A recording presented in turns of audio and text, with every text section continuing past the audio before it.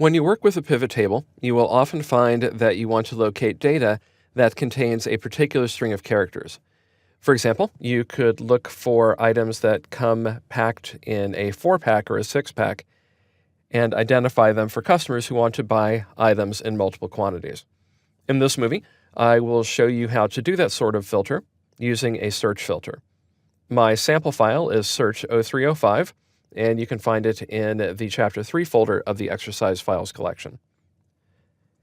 In this file, I have a pivot table that displays all of the products. So I have all the rechargeable batteries and going down to bulbs, chargers, and so on.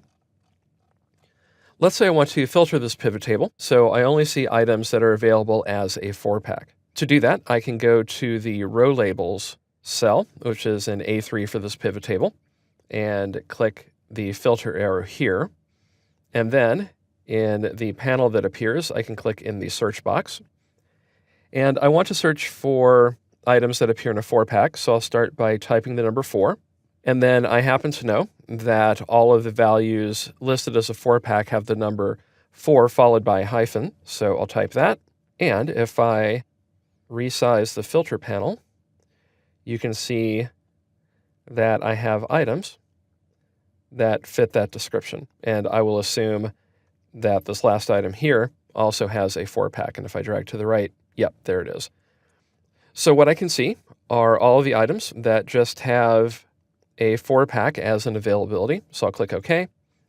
And there we are. I have them all inside of the pivot table. One thing to note is that this type of filter is exactly the same thing as what's called a contains filter. So if I were to go back to the row label cells filter arrow and click it, and then point to label filters, I could click contains, and then I could search for 4 and a hyphen and click OK, and I would see exactly the same results. You can also create a does not contain filter. So if I press Ctrl-Z once again to undo it, then click the filter arrow, and then label filters does not contain. In this case, let's say that I put in AAA, just to make sure that we see an item that would be gotten rid of. And you can see that the first 2 items have AAA in the name, battery sizes.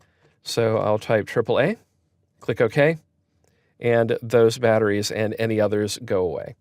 But they're still available, so if I press Ctrl-Z, they come back.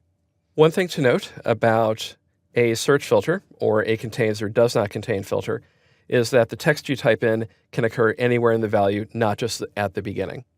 As you can see, search filters help you limit the data in your pivot table to those values that contain a specific text string. If you want to exclude items that contain a common text string, you can create a does not contain filter to limit your data that way.